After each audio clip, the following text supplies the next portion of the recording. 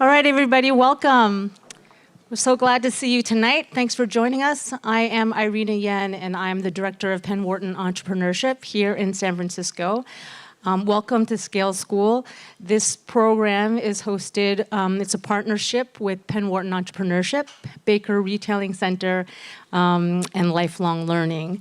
This is our 10th Scale School program, and we convene about once a semester around topics on scaling new ventures. In terms of format, we will have a moderator, faculty, Professor Santiago Gallino tonight. Who will lead the discussion and kick off talking about the most current thinking on the subject. In addition, we'll have a panel of experts who were excited to join us, and Professor Gallino will be introducing them shortly. So Professor Santiago Gallino will be leading the discussion. His area of focus and interest is in operations management strategy in the retail industry. Before we turn it over to him, I'd like to invite my colleague from the Baker Retailing Center to say a few words about the center. Marjorie Lau, thank you. Thanks everybody for coming. I just wanted to briefly tell you a little bit about the Baker Retailing Center. We're a research center in Philadelphia on campus, and what we do is we convene people like Professor Santiago Gallino and industry experts and students to talk about all things retail. So if you don't know about us, come and visit us in Philadelphia or drop us an email. Tom Robertson, who's the academic director of the center, and Mina Fader, who's the managing director, had hoped to be out here, but they weren't able to make it. So enjoy the evening, and now, Professor Santiago Gallino. Thank you very much. I think I have a mic. Okay, well, good evening, everybody. I'm very excited to be here. It's my first time in San Francisco. I was talking with some of you about that. So my plan is to briefly share with you one of my research projects I think connects well with this topic, and hopefully move quickly to the most interesting part, that is we have Emily Fan that is coming from Madison Reed, and Miriam Williams that is from co-founder from bloomwell, and they are both, I think, in my view, the star of the night because they have the real world experience. What I will try to do is to navigate the discussion and share some thoughts on what you guys might be thinking. So the idea of this project started a couple of years ago and is driven by the following question. So if we need to think an omnichannel offering for our company, how we decide on 5 key attributes, okay? Fulfillment strategy, the return policy, the price, the information we're gonna provide on our product or our service, and our branding or what we stand for in front of the customer. So the challenge, I thought, is that if you think of these attributes in isolation, the answer to the question is pretty simple. Like what the customer expects in terms of fulfillment, well, free fulfillment tonight. Like that's what they expect. If we think of returns, return always, anywhere, for free. And if we think of price, well, the lowest possible price. Information, all the information available 24 hours a day, and the retailer reputation, the best. So we don't need to do a study. We know that what the customer wants. The thing is that we need to find how to make a profit, and then we need to make decisions between one attribute and the other to make this a reasonable proposition from a business perspective. And so that is indicating that we need to make some trade-offs that, if the customer is making a decision, need to be the right trade-off and not force them to do something they really don't want to do. So to answer this question of how to design the optimal multi-channel offer, what we did was to think of a particular product, this great jacket, and say, okay, if I'm going to think of 5 delivery options for that particular jacket. So we're putting the consumer in the situation where she knows that that's what she wants to buy. And so we say, okay, you can have 5 levels for the attribute delivery. ship for you for free in 2 business days, 5 business days, pay $20, have it in 2 business days, pay $10, 5 business days, and pick up your jacket in a store. So we're defining 5 different attribute levels for this particular item delivery. And these are items that were offered at the time when we did the study. So these were real options that different retailers were actually offering to the customers. The next thing we did was to look at real options that the customer could face when buying that jacket in terms of return. A similar thing. Some retailers were offering free returns by mail, free in-store return by paying $6, $12 if you return in the store, pay $6 and return by mail, not available in store, $12 to return by mail, not available in store. And again, 5 attributes for information, basically no information about the product, star ratings and reviews, kind of a 3D view of the product and how to try it on virtually, and the availability to chat with customer representatives. We used 5 real retailers that were offering this product at the time. Okay, so 5 retailers that you all recognize that are probably conveying different levels of trust and different levels of reliability on when they're going to deliver and things like that. And finally, 5 different price levels that were real prices you can find that jacket at the time. And so the way that we tried to elicit the reaction from customers was not asking them directly. We use a methodology you probably are familiar with that is use conjoint analysis. Okay, that I will explain very briefly how we did this. But traditionally, this has been used for product design. But we thought it was interesting to think about this in terms of a service design, or in our particular case, the omnichannel offer. So we went with 500 customers that systematically faced 20 different questions where they are facing option A, B, and C. And these options are not randomly selected. They are created in a way that creates some tension. You never are going to find kind of a dominating option with the other ones, because you always have, oh, I wish this one is the one that has free shipping, or I wish this one is the one with the lower price. So you always create some tension. And the question to the customer is, if you have these 3 options, which one you will choose? And then the customer say, OK, I will go with option B. Well, then you move to another question and another question. You do this 20 times, and you get a sense of an individual customer preferences. But more importantly, over time, you get to know what the population think. So the results were that 30% of the decision is driven by delivery aspects of it, 30% about the price, and the other 40% is spread between the return of the information and who the retailer is. And again, I don't have time to go into the details, but one interesting feature is that when you go into the specifics, what the customer means by a good delivery option, this varies a lot for different categories, because we did this for jackets, books, electronics, and cookware. Okay, and then if you look at how meaningful delivery is as an attribute, it's pretty consistent across the categories. But if you look at what fast delivery means for a jacket versus a book, that is very different. How sensitive people are to price as an attribute is pretty common, but not having the best possible price for a book can actually kill you. So that's what you can see when you go into the next level of detail. So the other thing that I think is nice is that once you have this information, you can actually do a market simulation. You can say, OK, I have 2 options. I'm going to see free 2-day delivery or free 5-day delivery, which, again, we all probably know that this is going to have different cost implications. But how much additional sales you get in one scenario versus the other, well, this is one exercise you can actually do. And with the data we collect, it turns out that if you have a market, 60% of the market will go with the option with 2-day delivery versus 5. Then the other one is I selling the product for 130 and I offer 5 days delivery for free, or 120 and I offer 5 days delivery for $10.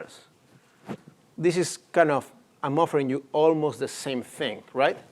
Well, it turns out that 66% of the people will go here, 34 there. If I offer you the same idea, 130, 2 days for free, 110, 2 days at $20, offering you the same thing, what is the result? Any guesses? How 80-20, that's pretty close, like 75-25. Again, I think there are many reasons why this is not exactly the same, but it's pretty close. And it's, to me, it was very interesting to see this gigantic gap for something that on paper looks pretty much the same. The next thing I want to bring to the discussion later, okay, I'm going quickly over this because I think the most interesting part of the night should be our conversation. Once we study the customers, what we thought it was interesting was to try to see how managers think and understand these problems. So what we did was to collect almost like 400 real managers. So this, you can imagine that we reach out to people like you. So these are managers that we met through research projects, MBA alums. We actually work with companies that are in the Baker Center. So we reach out to real managers. And we basically ask them questions that will tell us about what they know and how they feel about these topics. So we ask 2 main questions. Attribute importance. So we want to understand what is the importance of these 5 attributes, what the managers think. And then another exercise for the managers to tell us, OK, we have 3 products on the market. This is the information. Tell us what you think is the market share of these 3 products. And the good news is that we have the real answers because you actually went and did the survey with real customers. So we kind of can put a grade to the managers to see how well they're doing. So the first task, the attribute importance, what's happening is that I go to manager 1, and this guy is going to answer this. Manager 2, 30, 0, 10, 10, 50. Manager 3, and so on. So you get it. The first task is to allocate 100 points across the 5 attributes. The second task, like I said, is market share. So you have option A, B, and C. These are the 3 options on the market. Tell me what you think the market share for this will be. OK? And the manager will answer something. We know the real market share that we obtain from the customers. OK?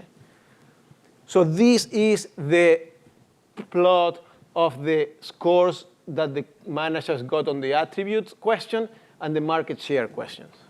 So a lot of variability, like really, really lucky managers to have a job and really, really good managers, OK?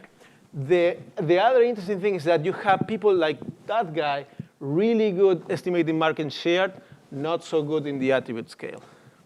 OK? So the next thing with this, OK, what about instead of tapping on the knowledge of one individual, if we want to use the idea of the wisdom of the crowd? So we have information for more than 400 managers. What if instead of trying to know what one guy can tell us, we try to tap into the knowledge available among all these guys? The key components of this is that these people need to be knowledgeable about what they're talking about. And we honestly believe that we reach out to very knowledgeable guys. So that was not an issue. Diversity in terms of ranks, in terms of experience, and independence. So we didn't do this like in a classroom and asking people to vote. This was individual managers responding to our requests with no influence of other people. So these are the 3 attributes that you need for a wisdom of the crowd to work. OK? And what we did was instead of computing the score for an individual manager, we calculate the sum of all this. We average that, and we score the managers. That was the score of the crowd.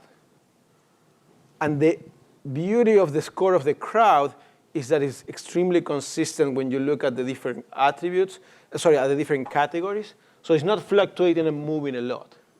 Okay, so if you tap in the knowledge of a crowd, you can get a much better prediction than if you randomly pick one guy from the crowd.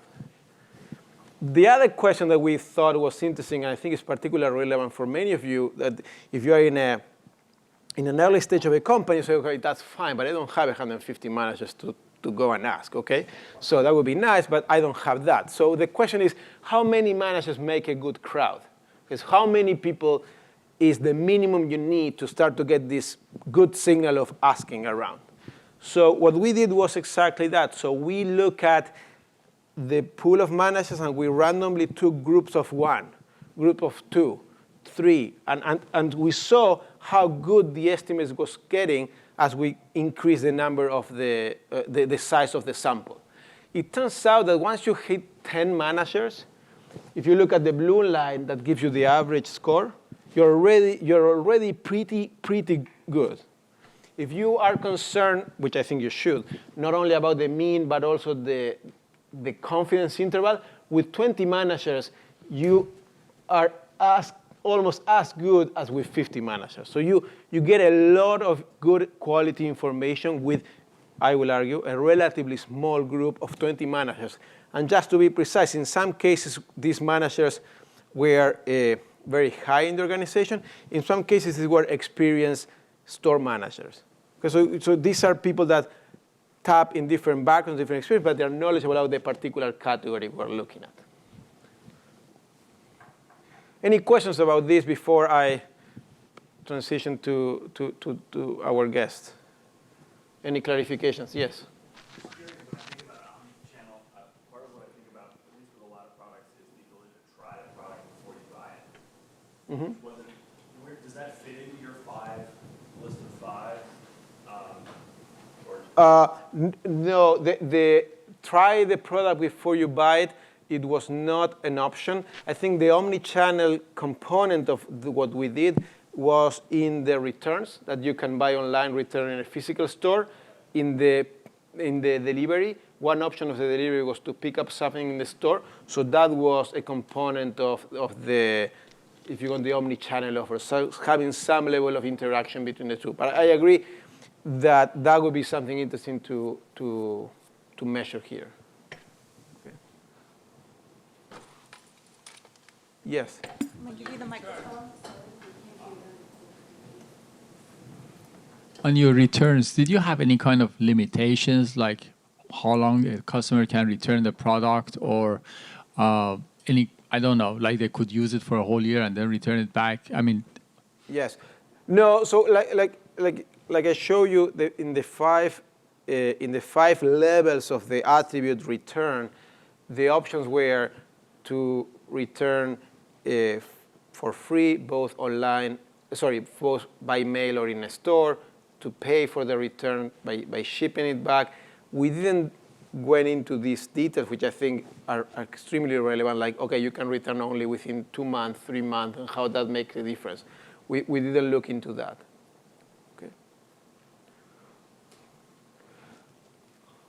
Okay, so what I suggest we do is if Emily and Miriam can introduce themselves, share a little bit about their experience, and then what we can hopefully kick a conversation. And please, the idea here is to have a lot of interaction and you guys asking questions to them and to me, and so we can navigate the discussion. Okay? So fun. Thank you.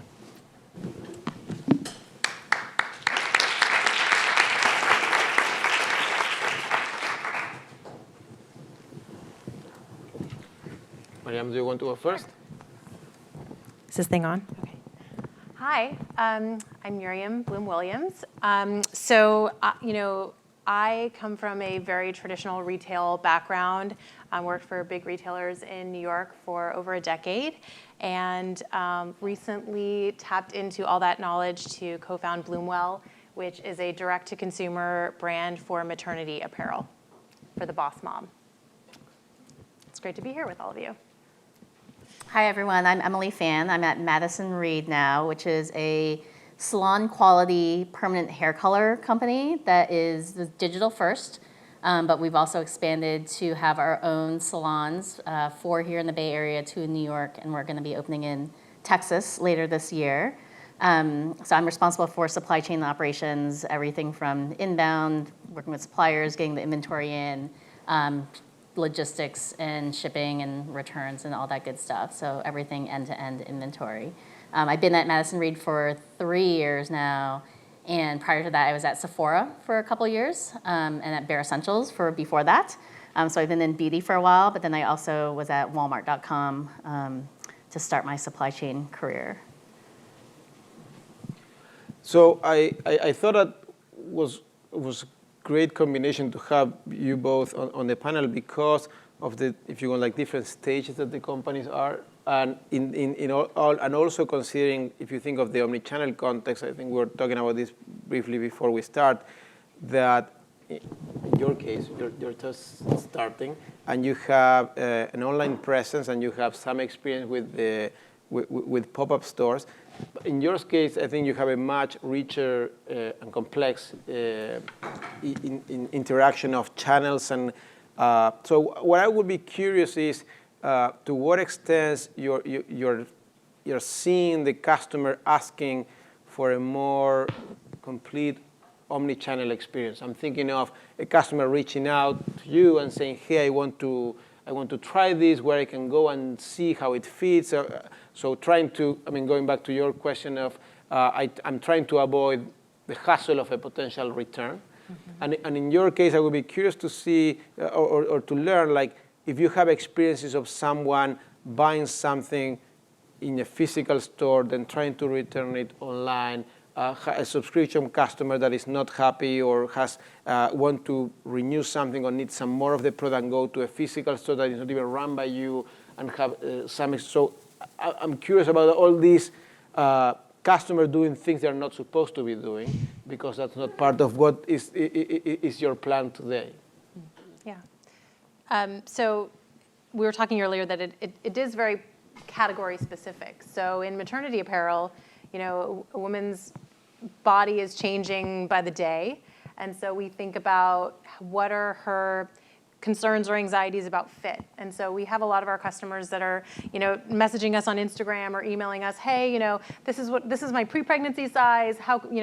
What does that look like for your brand, and what size should I buy? So we're kind of real time working through those questions. But what we think about longer term is, like, could we have, some chat enablement so that Tara and I don't have to answer every single question, to be able to really power those kind of questions in a digital way. But that also manifests, and I think is part of our strategy, to have pop-ups, to be physically in front of that customer so she can touch it and feel it and really understand how it might look. And we actually went to a show recently and bought this massive pop-up tent that you would use like camping or something, because we know that trying it on and really feeling and interacting with the product is important, especially as we are just getting our name out there and building our customer base. So at Madison Reed, it's a little bit different. Permanent hair color is permanence, and there's this high level of fear that our clients have that the color will be wrong, right? And if the color is wrong, it could be disastrous because, as I said, it's permanent, right? And you can try to strip out the color, but it's not an easy process. So everything we do is to try to get her over that fear of trying. And our customer service team is this team of licensed cosmetologists. You can call them up, you can tell them about your hair color, you can send them a picture, and they'll be able to, they ask us a series of questions, and we emulate this on our website. Part of the algorithm behind Madison Reed is this technology algorithm where we ask you about what's your starting hair color, what's your texture, is it colored already or is it virgin? Where do you want to get to? Do you want to go lighter? Do you want to go darker? Do you want to have it stay the same? So for us, we're trying to get her to feel comfortable that what you're going to buy is going to be the color that matches what you want. So that's been a challenge. It's still a challenge now, right? It's a challenge for acquisition online because there's not that interaction. So when we, the other fear that people have is I can't do it myself. I'm used to going to the salon, they color it for me, I don't know what they do, how am I gonna color the back of my head, which is not that easy, by the way. So it's how do I do this? I can't do it myself, and that's the other fear. So when we started thinking about pop-up, like, okay, let's try this, right? There's, this was 2 years ago now, and there was starting to be this excess retail space coming into the fall season. And so the idea was, let's put up a pop-up store, and that way we can show her how to, one, we can advise her what color she needs, and two, we can apply it and show her how to do it. And then the original thought was, and then she'll go buy a box and take it home and do it herself. And what we found was the people who came to our pop-up salon kept coming back. And in retrospect, this was in New York, in Manhattan. I'm like, well, of course no one in Manhattan is gonna go into their like little bathroom and try to apply their hair themselves, right? It makes sense that in Manhattan, you're gonna pay for the service because it was 60, our color is it's $22 for a box if you buy it on subscription. And to go to the salon at that time, it was $60. So yes, I would pay $40 to have someone apply it for me. So what we found was there's this whole market of women who, primarily women, some men, who will come to the store who are never gonna do it themselves. So we have this omni-channel, right, offer where you can go to our salon and get it done there. You can have it delivered to your home. You can go to our Color Bar salon and then do your own hair every few times, right? And then come back to treat yourself to have it done. So that's our business, our omni model is to allow her to choose how she wants it done, when she wants it done. Some of our clients have their own colorists that cost $200, $300, $400 to go to. They don't want to pay that every time. So they can use our color in between to stretch out the time when they're going to their own more expensive stylist. And that's okay. Like, we're not trying to change people's behavior, but we're just trying to give them another option for how they color their hair. So I mean, I would like to hear, guys, your questions or things you would like to kind of navigate the conversation before I keep pushing with questions. Yes? One thing I'm interested in, if you think about the convergence between traditional multi-channel or traditional CPG and e-commerce, and sometimes even with each other, how are you thinking about how to distribute your resources across those channels of distribution models, and what is it about your particular product or your customer base that is informing or influencing those decisions? Resources are scarce. I think I'm still in the startup situation. So my supply chain team is like me and 3 people, one of which recently joined. So it's pretty lean. So it's just, you just prioritize what needs to get done and get it done best you can. We were actually talking earlier, Miriam and I, about how when you're trying to scale, it can't be perfect. It's not going to be perfect, and that's okay. And I think it's hard for a lot of us, especially, the Wharton alum and a lot of high achievers. Like, you're here on your weeknight to listen to us talk. So clearly, right, you have a certain sense of self-motivation, and you have a high standard to which you hold yourself. You can't have that at this level of company. Like, you need to have good enough, has to be good enough, and move on, right? You can't wait for all the information or for the deck to be perfect or the analysis to be perfect. You just have good enough, feel comfortable with it, and move on. And that's been one of the biggest challenges for myself and my team, is to not be perfect about things, to get things done. And then as far as you're getting information from the customers, we use NPS as a feedback loop. We also use Zendesk from customer service. So every shipping product issue comes through my email, and I see them all, and it's really cumbersome, but I see all the comments that come through, and I can gauge like what the common themes are, and they want the right product when they were told it would come, and they want to have everything as they expect it, right? So you just need to be able to communicate what that expectation is that they should have. I would maybe just quickly add that, for us, like just starting out, like right now, it's just about what's an more efficient way to acquire customers. So, and we've got to test and refine that again and again and again.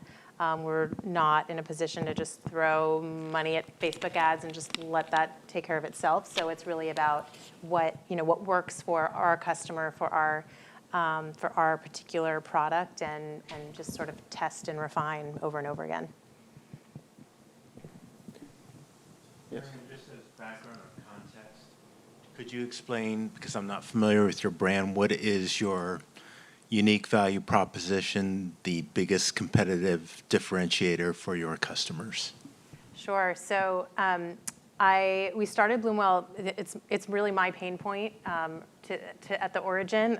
My son was born in 2017, and when I was pregnant with all this, 13 years of retail experience, watching the landscape evolve into what we know it today as these direct-to-consumer brands.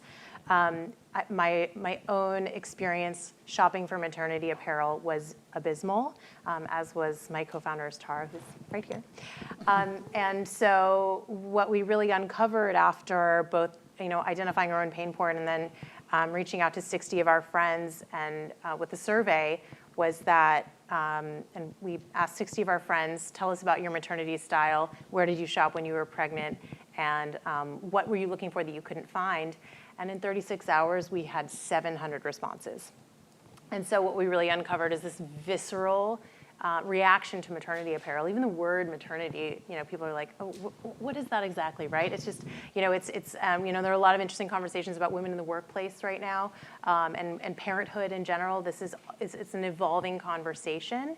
And so bloomwell was specifically designed, our products are specifically designed to empower the woman and sort of, it's a new sort of design thesis apart from just the traditional ruche siding, stretchy, look at my belly. It's really built to empower the woman and make her feel strong and like the badass that she is every day in the office. And so we have, it's really about our design and having the right quality at the right price point. And we are fundraising if anybody wants to talk about it after. Yes, Miriam, I have a question regarding your products. I'd like to know how many SKUs you have and whether your product is fashion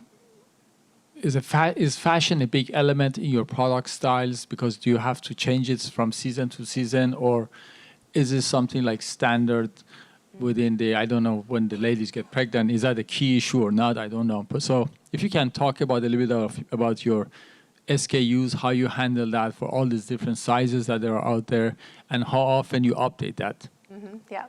Yeah. Well, I mean, we thought we were starting small with 9 styles, but then you add on style, color, and all of a sudden we're at 88 pieces. And then, we're really passionate about size inclusivity, so we're going up to a double XL.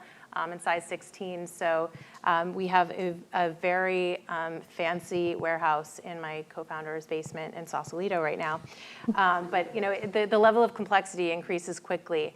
One thing that's very interesting about maternity is that our customer comes in and out of our sort of the consideration set, because she's pregnant and she's shopping for maternity apparel, and then she isn't, and then she is again. So it's an interesting customer acquisition model that we're working with. And we are focused right now on kind of evergreen styles. But we are thinking, obviously, about strategically bringing in seasonal sort of pops. I think, but starting out as a brand, what we really want to do is like get our core, like we want to be the pant your best friend tells you about. That's to me, like that is where like we're winning. But in 5 years, who knows? Right?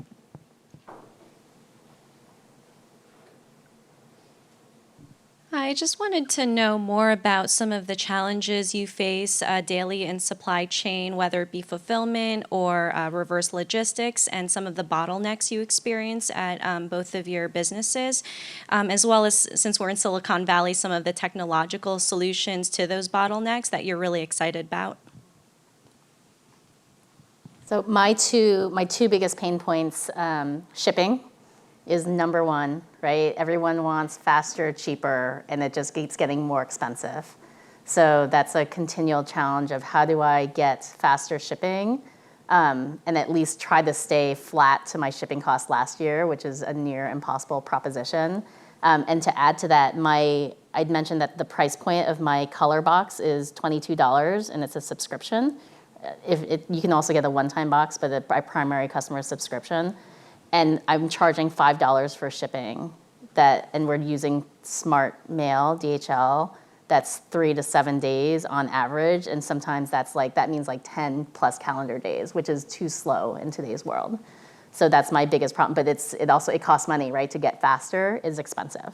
So I'm continually challenged with that and working on different strategies to try to bring shipping down. The second pain point is just working with suppliers.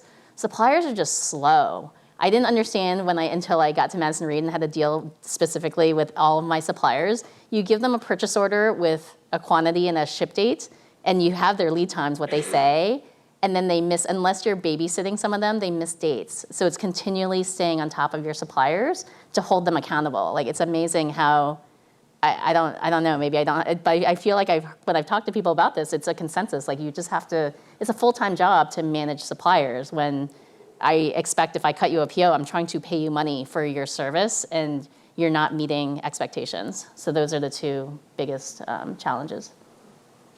I'll answer the piece about the Silicon Valley technology. I think it's very easy once you have anyone can open a Shopify store with basically 3 clicks and oftentimes not even a credit card. And it's the number of apps and integrations is so shiny and incredible. But what we've already experienced is installing these free apps and realizing that they really don't reflect either our brand values or actually are more frustrating to use than they are they're adding value. And so we've been tinkering a lot with what's going to deliver the experience that we want, and what's really, just because something has 1 million downloads or 4 stars in the Shopify App Store, it's not necessarily. And I'm thinking about things like reviews and referral programs. There are so many players out there, and it's oftentimes hard to weed through all of that.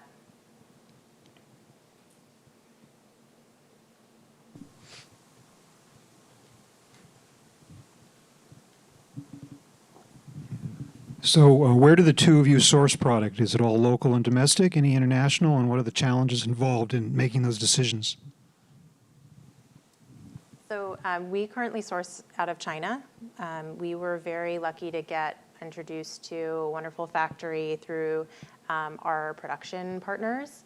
And but that comes with its own set of joys and challenges. One being I can't be there when I want to see all. I have to rely on a certain amount of trust. I've also been on the phone at midnight in my kitchen downloading WeChat so that I can have a conversation with my factory owner. So I've not my first experience with managing international suppliers certainly, but definitely it's the constraint for us in apparel, particularly with the complexity of our products, is that we spoke to manufacturers here in San Francisco, and they can't achieve some of the same production quality that we have that we're getting overseas, because the machinery and the technology and the manpower just isn't there. Yeah, and we source our product from, the color is from Italy. That was our partner that we found in the beginning, and they produce the color according to EU standards, which are stricter than the US, and that's part of our value proposition is it's better for you ingredients.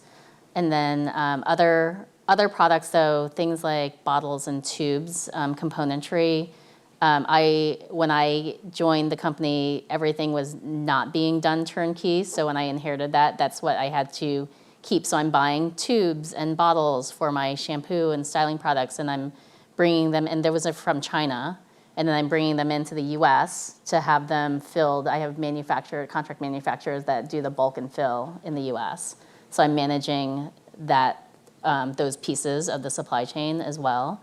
And we also, any kind of accessories like our smock and our comb and our bowl and our brush are sourced from China as well. And so the challenge there is costs in China are increasing over the past few years. I've seen it continually increase.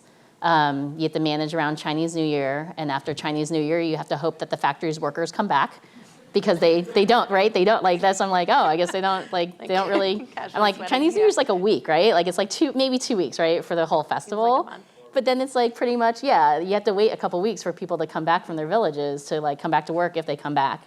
But China's actually not worse. So Italy, as mentioned, my color manufacturers in Italy, they have the entire month of August off. They had like the last week of April off for Easter and then some other holidays. Like they have it's Italy, right? They have so many holidays, it's ridiculous. So it's working around their holidays, and then China just tariff and price increases. So we're starting to look, we've been looking for other sources. I think everyone is, right? So you look to Mexico, and we've been looking at Mexico, but the quality is just not as good. Trying to find somebody in Brazil to see, you know, there's definitely activity in Brazil, but it's just finding who's going to be a reliable source. So one question I have, before we continue with other questions, but to what extent, because at least in my experience talking with companies, especially when I'm trying to do research, it is always challenging when you try to change something or to find some variation, because the company is big, it's heavy, hard to move. But to what extent, I mean, the different decisions and all these changes that you're describing, I wonder are tracked in a way that then you can learn in a systematic way. Because my experience is with big companies, small companies, there is a lot of decision making, because that's the main thing that you guys need to do and you're good at. But sometimes it's decision making with not the best information you probably could have available or should have available, because there is not kind of a systematic track of that. And I'm thinking that, of course, you're a big company running for 20 years. That's fine, but especially early on, being able to have that history of what decisions were made, what was the impact. Like the example you're giving now, okay, the people in China are not coming to work.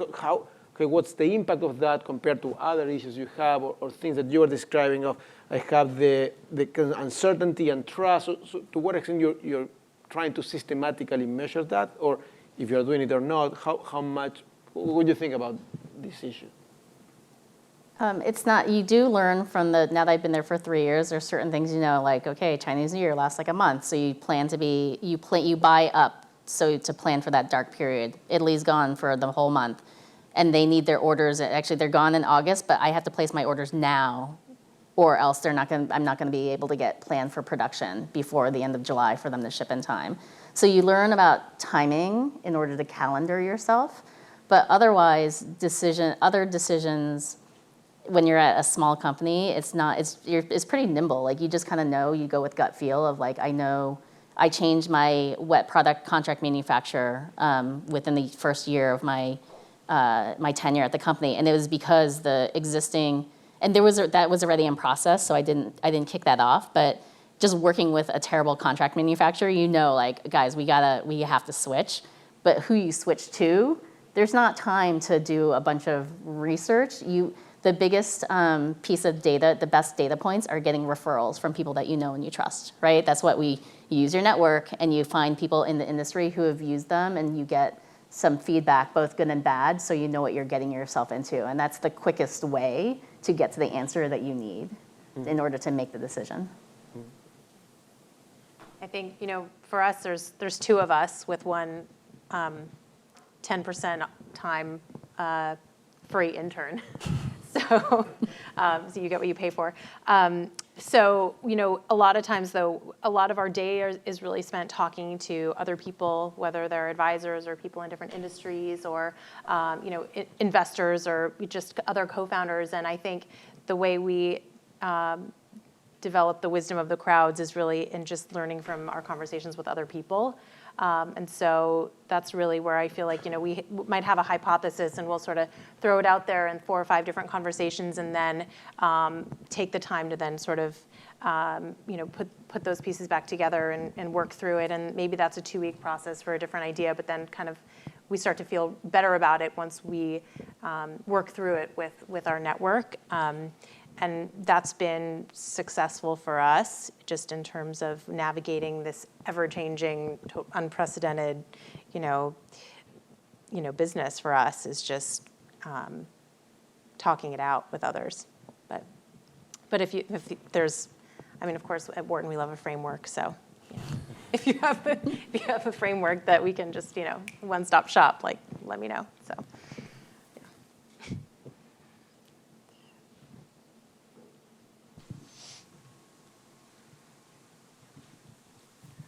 Both of you mentioned word-of-mouth economics and loyalty with MPS. I'd be curious to understand how you're leveraging that for your growth strategy and how that ties back into perhaps any partnerships that you're making or changes to your business model that you're having in the future or thinking about. So we have a person that's dedicated to, it's not her only job, but she is the point person for NPS. Like, she can tell you at any point in time what the NPS is for various products. So she drills down on what that, right? She mines the data and she sees like an NPS, and we've known this, our NPS for our blonde shades are lower than the NPS for our brunette shades.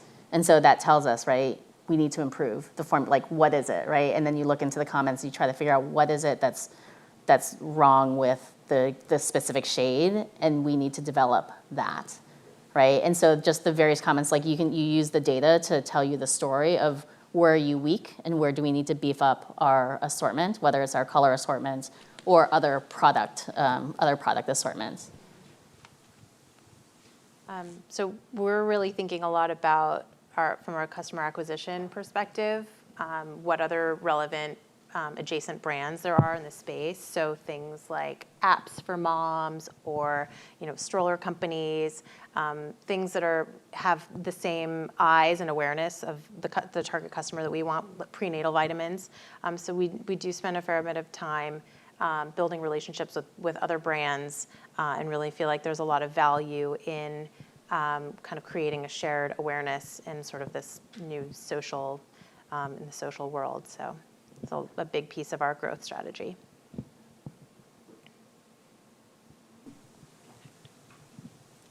Hey there. As you've gone sort of from the digital to the physical channel, I'm kind of curious how the different user journey there, aside from, I guess, offering additional services like the application of color, how that's changed the product and how that's changed the sort of the talent you hire for the interaction with customers. So we've tried to keep things consistent, but whenever you have people involved, they always, right? They like kind of somehow always manage to find their own path. One of the things that even though we have a prescribed, like this is how, these are our colors, we have 48 shades, this is how you apply it.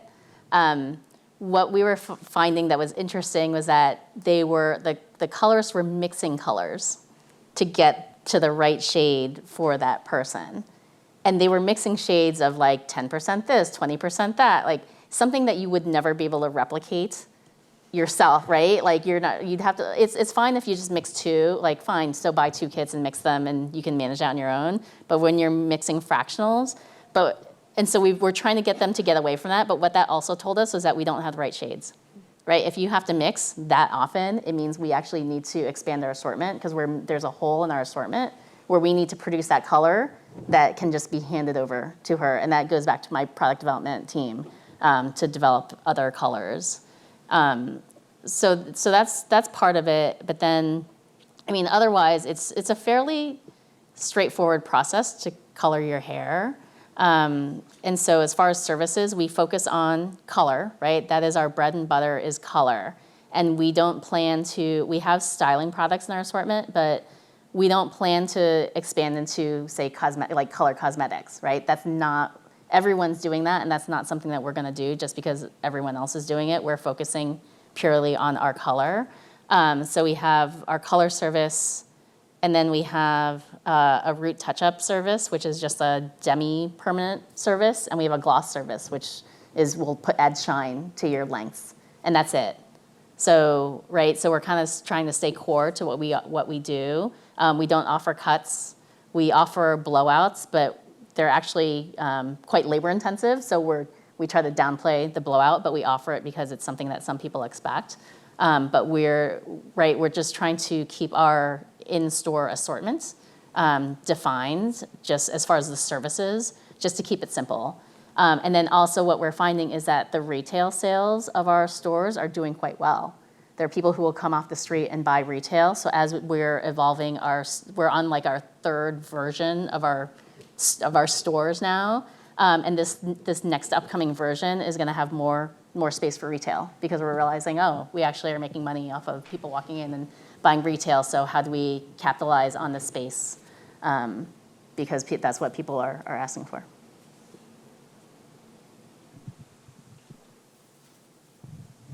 Yeah, this question might be a little afield, but I'm interested in customer acquisition, in particular the interplay between digital and in-store. I don't know if you can speak to this, but I'd love to know to what extent, like how you see it working in terms of maybe on your website, figuring out people who maybe aren't going to convert just through the digital experience, and steering them towards an in-store option if that's available, or maybe even in the advertising experience before they ever get to your website, like really targeting people who you think would be only converted by the in-store experience, and has that overall increased your conversion rates to have both? If you could speak to that.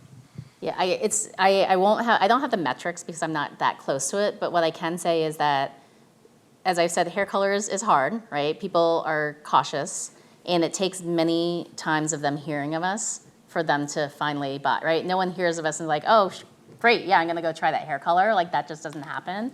So our marketing tactics are Facebook is big, and then in radio. Those are our two biggest ways that we get to her, and she has to hear of us many, many, many times before she finally decides, like, okay, I'm gonna pull the trigger. And I don't know what it is that finally has her pull the trigger. But then as far as the brick and mortar stores, it provides some level of validation to your digital, right? Because digital, for a lot of people, they're like, oh, I don't know, like anyone can put up a storefront online, and that's not, like, are you a real company? But to have a brick and mortar, like, oh yeah, you're like a real company, right? It kind of validates the brand. And so that just adds some of the marketing to it. And when people come in, we do have them fill out a quiz, like, where'd you hear of us? But that's also, I think they just have you pick one. You can't usually, right? Like when you have where did you hear of us? I'm like, well, I actually heard of you from like 3 different sources, but you have to pick one. So the data itself is kind of, you just have to derive what you can out of it.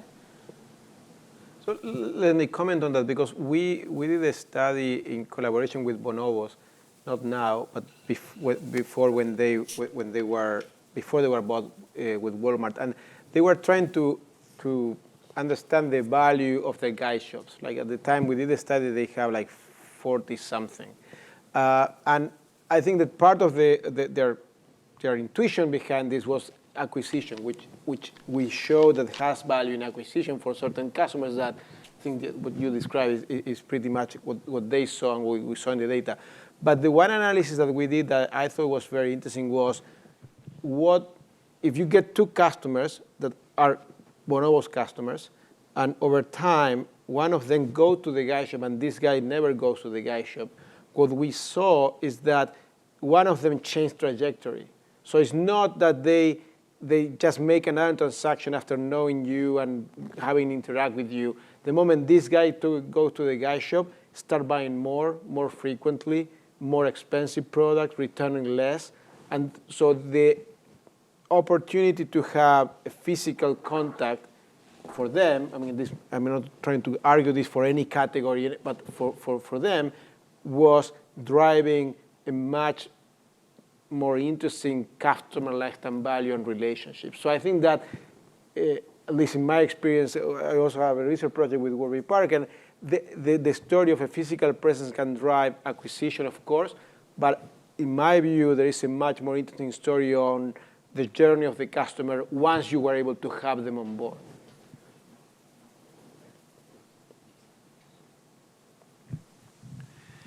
I was wondering if you can speak to your marketing strategy to scale the company.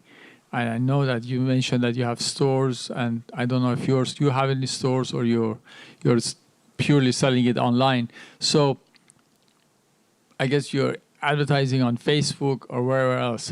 What other steps do you think you should take if you want to double or triple the size of your company? That's my first question.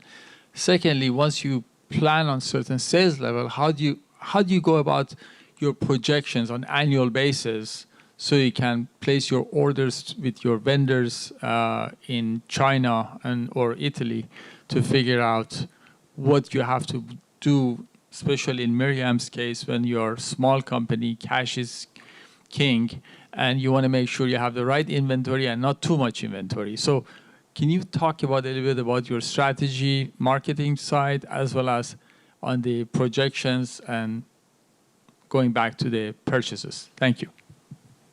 I'll answer the second part first. Something that we've already discovered is that because there's so much innovation in supply chain and because there's so much competition for apparel suppliers particularly, we found that we have a very flexible factory who's able to be creative about whether it's stocking our core fabrics or replenishing in smaller batches more frequently. So having kind of a creative partner allows us to manage cash flow on a more efficient basis when we think about scaling. And in terms of marketing strategy, I think, Emily mentioned, this customer has to see us 3 times, right? So, or more, but yes, those, kind of traditional things like Facebook ads and podcast and et cetera. And we're also thinking about how do we create evangelists, so mom ambassadors, and thinking about how do we create a physical presence in a city, whether that's going into, being creative, going into every OBGYN office, getting into welcome packets, getting into kind of creating that funnel earlier on, so that when she actually wakes up and her pants don't fit, she says, oh, I think I heard about a maternity apparel brand that seemed kind of cool. And so we're really, thinking about where is our customer and how can we reach her in ways that feel authentic, but that are that add value to her. It's a great question because it's a challenge. It is finding the right marketing channels, right? We use Facebook and radio, as I said, but it reaches a point where you can put money into it, but then, right, once you reach a point, the return isn't coming, right? And then the acquisition gets really expensive. So it's how else can you acquire, especially when you're a young company and you're trying to grow really fast, and you do want to, but you also want to manage your cash. So it's a question that my marketing team is trying to tackle. And I think, everyone would love to have non-paid influence, right? Some kind of like word of mouth, like this, some kind of awesome, like, like Dollar Shave Club, like that kind of like something viral. Like, how do you create that? And that's the $1 million question, right? If like anyone knew how to do that, like everyone would be, we wouldn't be here right now. So that's a challenge. But then to your question on like how do you buy inventory? For me, it's just knowing, okay, we have our revenue targets. We know we need this much inventory to support that revenue, and just backing into the lead times and how we want to manage our cash. And as I said, there's always risk, right? Now I'm trying to manage down my inventory to a more reasonable weeks on hand than having bloated inventory. So it's a challenge when you have suppliers who are not as reliable as you would expect them to be. So it's just getting down to a place where you're comfortable enough.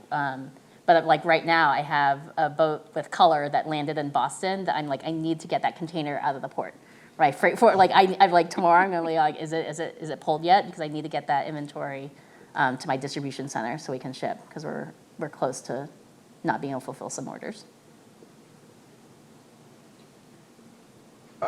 Sorry, she had a question for a while. So this question might be more relevant for Miriam. So given the trade tariff situation, how are you reacting to that in terms of, shifting your supply chain or, changing your markup strategy? Yeah, so price is a big factor for our customer. So I think it was a question that we always knew we were going to tackle, not necessarily and now it's just kind of accelerated some of that thinking. So we do have some conversations going on in other countries, and so we'll kind of see where it all shakes out. It'll be good to have some options. For right now, we have our inventory, so it's not like a burning, urgent need. But yeah, it's definitely been an exciting couple of weeks on that front. Not necessarily anything that people have had to deal with in decades, so interesting.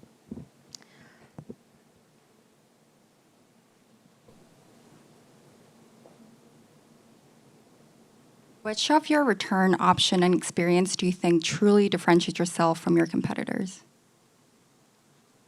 So, having been through it, I think returns are a loyalty driver, and if you make them really irritating, then it kind of does leave a bad taste in your mouth. So, having worked at Narvar, I have to give the Narvar plug. I think there are technology solutions that enable a really seamless and transparent return experience. And to me, that's really kind of the best in class, is making it easy for the customer to do it, to process the return. And yeah, we don't have physical stores, but giving them options, I think, is to me feels like the most customer centric. Returns for me are some of a non-issue because usually they apply the hair color, doesn't work, we refund you because I don't want your product. It's more costly for you to return it than it is for you to just keep it. But on the other hand, we do have a high number of returns because it is a subscription company, and that last box, they just don't want it for whatever reason, and so it's fun. I'm like, oh, you should have canceled this when we sent you that 10-day notification pre-ship email, but you didn't, so now you have your box. And I do make them return it because my concern is that if you don't return it, or if I don't make you return it, you're just going to game the system, right? And I'm going to give out that many more refunds for people who may or may, right? There are people who game the system, but there are also people who decide, oh, it's too much trouble to return the box, so I'll just keep this one and then I'll cancel. And that's that much more revenue, right, for me. So that's my only caveat is I do, right? It's if you want to make sure that people are staying true, then you force them to return the product. Otherwise we just refund.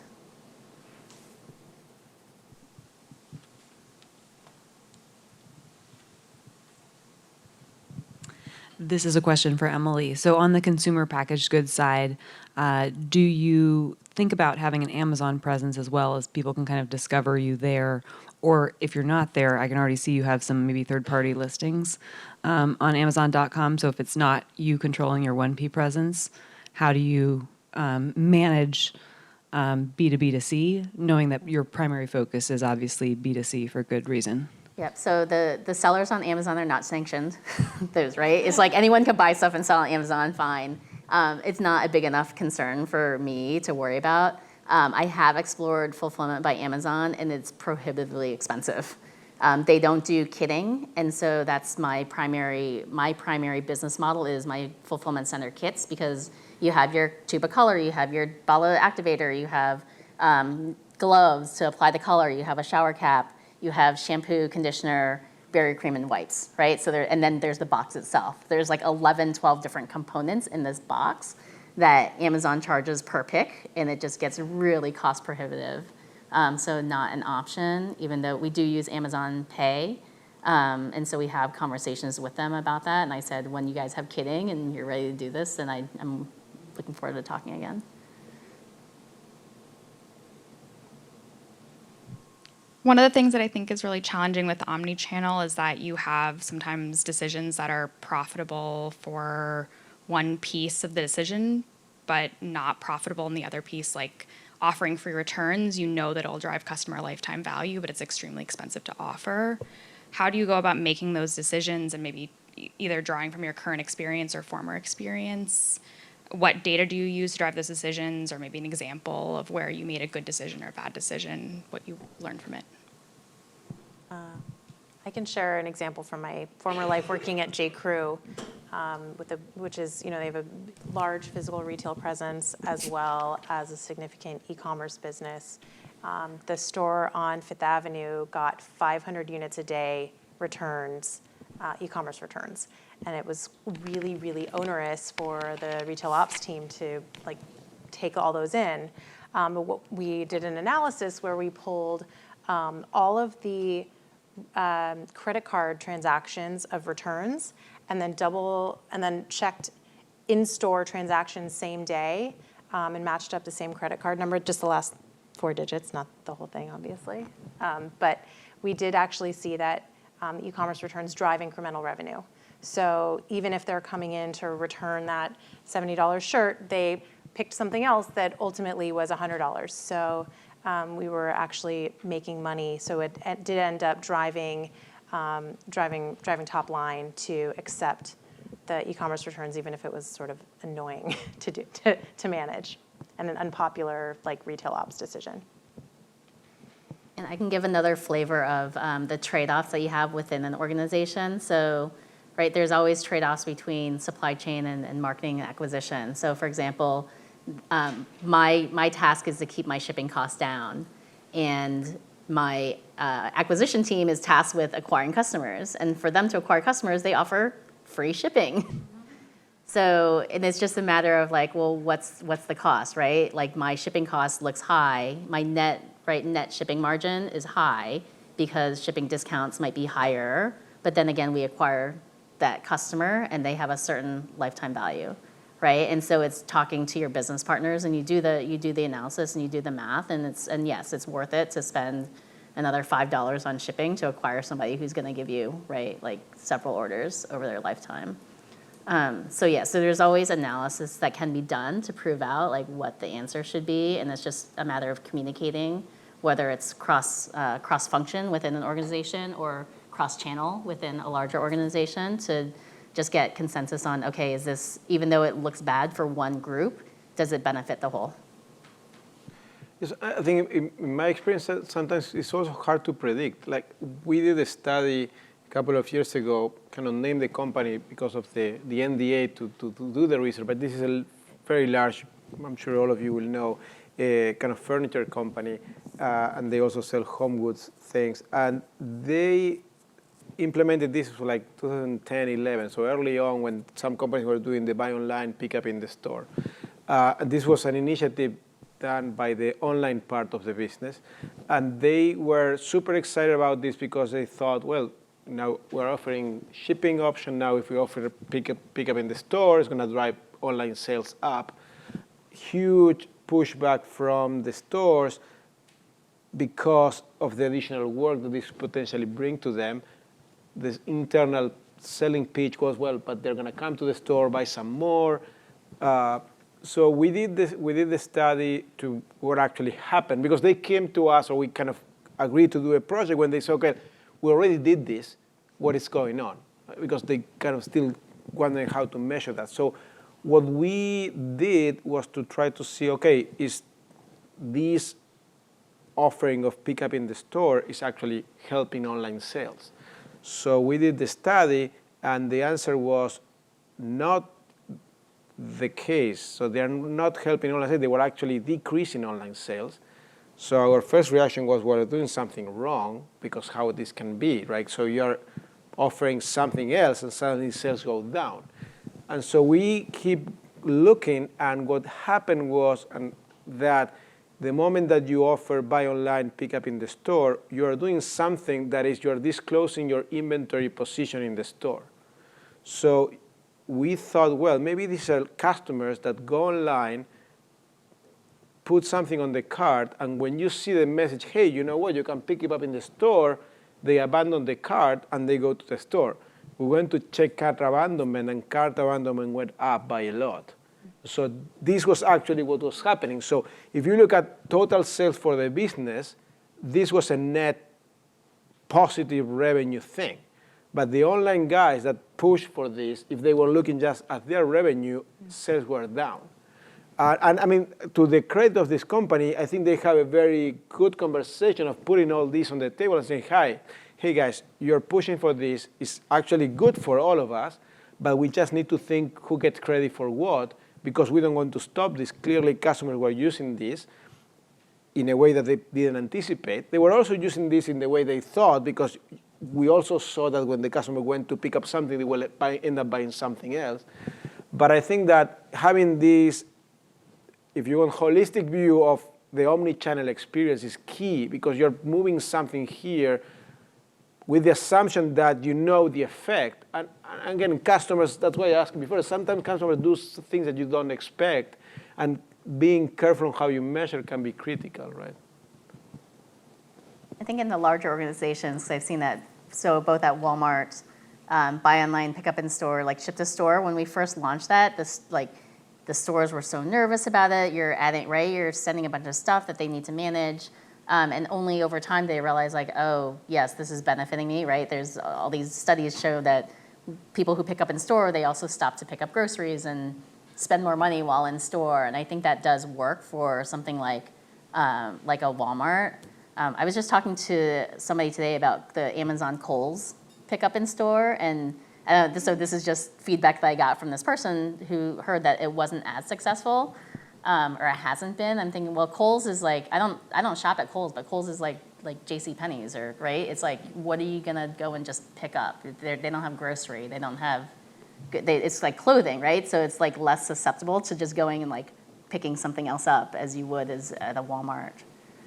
So it's interesting. Yes. No, I agree. To me, one aspect that I thought it was interesting is that this idea that the customers were using information that you provide, inventory in the store, in a way you never expected. Because I mean, in the mind of this company was, okay, I'm kind of using that to trigger the, hey, you can pick it up. And the customers were, oh, it's there, I'm going to go and get it. I'm not closing the transaction online because this is a pillow, it's something I want to touch.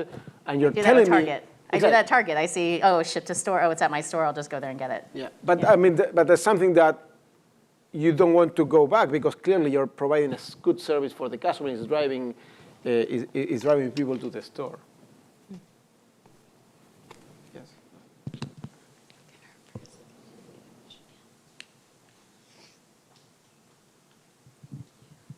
Hello, hi. My question is, how do you manage the human resource as a DTC brand or startup? Like, what teams do you hire in-house, and which ones do you think it's better and more cost-effective to outsource? And what are the factors you would weigh in when making the decision? Yeah, thank you. Human resources. Yeah, you're Which one looking is at human resources? HR, IT, distribution. No, I mean, it's all very theoretical for us right now, but what we weigh is, from all the millions of podcasts I listen to, hiring is very, very important. Who you bring on early on is we want to be very thoughtful about that. So we're really thinking about what's the outcome that we need from a particular hire, whether it's marketing or operations, social media, things like that. And would it be better done by somebody who is a bloomwell employee, or could we get a as good or better outcome from a contractor or from a sort of a finite engagement? So at Madison Reed, just from a structure standpoint, when I started 3 years ago, the company was probably about 40 people, and there was one HR person and one recruiter. And they just managed, right, everything. And now 3 years later, the HR and recruiting, so there are 2 people in HR now, and then we have a series of recruiters, because the biggest focus for us, so there's ongoing corporate recruiting, which is only like maybe a half-time job. But as we're opening up these color bars, that's where we need recruiting power, because you're hiring, right, store associates and they're licensed cosmetologists, right? So there's also this skilled labor set that's needed. in addition to having like a general manager for each store. So that's where I think we have now three recruiters focused on that, just because we're opening up more stores. So I think it's, you start, I think in the beginning you start bare bones with one person, and I don't know how she managed it herself until like, it's only in this past year that she's gotten additional people on her team to support.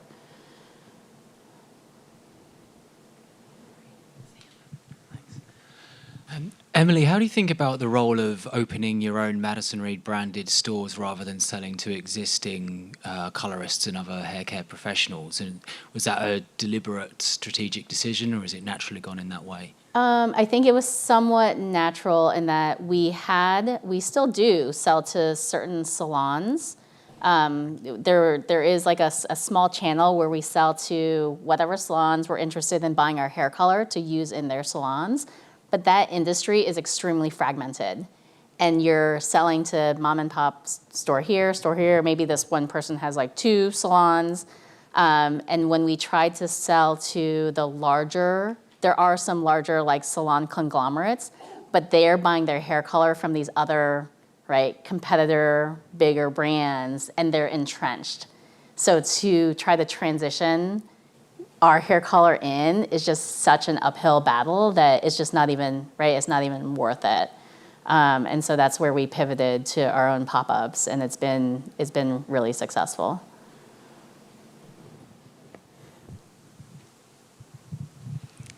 I have a question on your return policy. Could you tell us about if there are any restrictions on your returns, or it's open-ended? And then the items that you get, my question is, what % of your gross sales comes back as returns? And those that come back as a return, do they all go back to the inventory, or some of them you have to scrap them? Or if you have the breakdown, that would be great. Probably it's more you more than for us. So I'll talk in theoreticals. I think we're kind of too early on to give a lot of I don't have a big data set yet, unfortunately. But the way we think about it is 30% standard return rate in apparel. It's not been what we experienced so far, but that's kind of what we're like worst case scenarioing it. And then we're kind of assuming like a 5% damages out of that. We think those are our kind of safe assumptions. Then we'll kind of we'll refine based on what we see in the real world. I think it's 14 days, but we do have a time limit on it. Yeah, we think that's pretty reasonable. You kind of put it on yes or no. Our we have like, I think you have a full year or something. It's whenever your credit card is no longer like valid in the file. The token is when we can't refund you. Like we actually can't systemically refund you is our limit. We're pretty generous with our returns. But when I was at Sephora, it was a 30-day. I remember when they started, it was like 60 days or something, and then we shortened it to 30 days return. What % of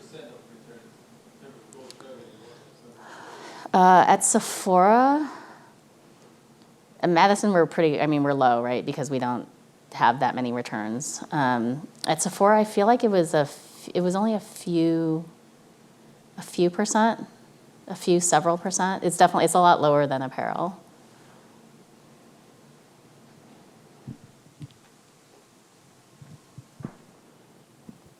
I'm curious how you both think about environmental impact, and if your customers are asking for more responsible packaging or less packaging or anything like that.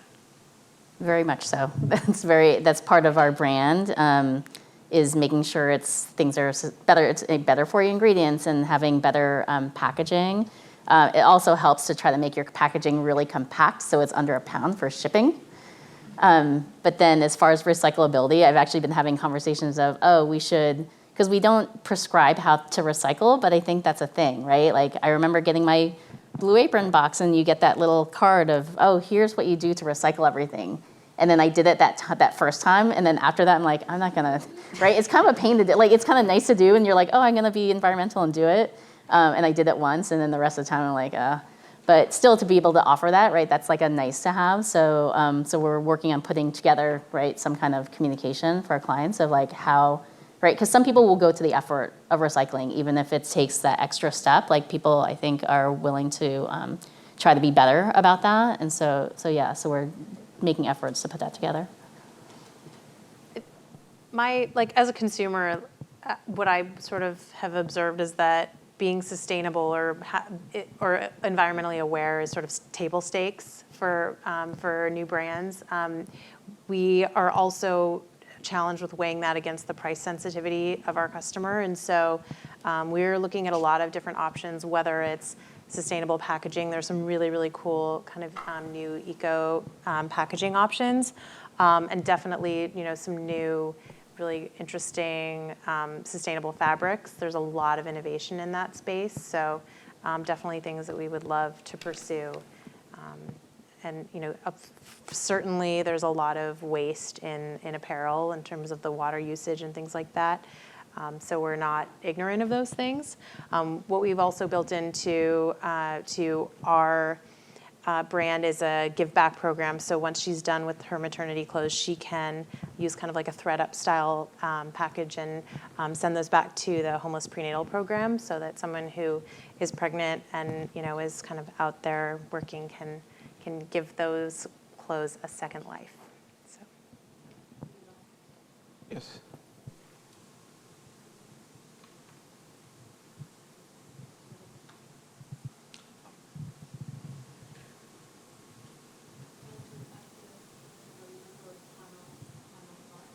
Yes. So, well, thank you very much for being here and sharing I was surprised you were extremely generous. Sometimes I've been in these panels and people from companies and they cannot share. I cannot tell you that number. I think you were incredibly open. I think that at least to me, this is my own personal bias. The key in many of the decisions, especially when you are growing, is to, as much as you can, try to keep track of the decisions you made. Because at sometimes I get the sense, especially in many of these projects I talk to, like the example I was just talking about with the pickup in the store. The company has been running the pickup in the store program for a year, and this is a big company, and they were not, they didn't implement the program in a way that we could accurately measure this with the historical data. We kind of we needed to find like a smart econometric approach to measure things, all because the company didn't take the effort of, okay, we're going to start the pickup in the store program only in the East Coast and then move to the West Coast, something that will set up the analysis for I think with a relatively low effort, a huge payoff in how you can measure and learn about your own decisions. And I think that, especially when you are early on, it can have a huge impact going forward. So I would like to thank you guys again, and thank you all of you for the participation and the questions, okay? Thank you very much.